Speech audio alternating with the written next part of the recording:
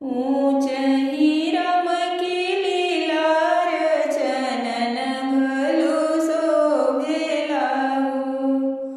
ऊंच ही राम की लीला रचनन भलु शोभेला हो। ऊंच ही सीता जी के माड़ो कलश भला शोभेला हो। ऊंच ही सीता जी के माड़ो कलश भला शोभेला हो। धाऊ धाऊ नऊवासे ब्राह्मण धाऊ धाऊ पुरोहित हो।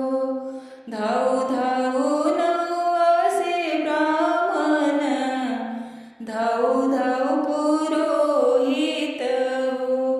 आहो रिखी आगे खबरी जनावत कहाँ दल उतरसु हो।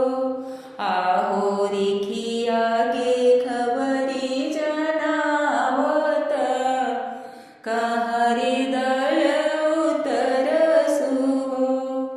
नवही कुश भुइँ छिलाइब चनने लिपाइब हो।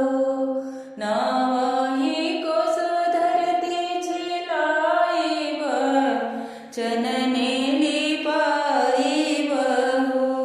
आहो छिहिरी छिहिरी भैले पियर उहाँ दल उतरसु हो। आहो लिपि लिपिय भैले पियर उहाँ रे दल उतरसु हो। आई गईले कारी बदरियात आवरु घनी बादर हो। आई गईले कारी बदरियात आवरु घनी बादर हो।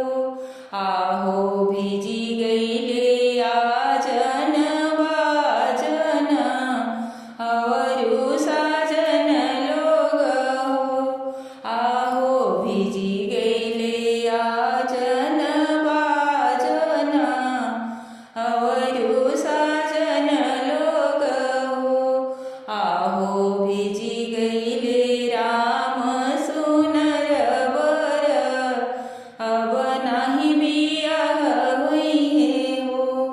आहे भिजी गईले राम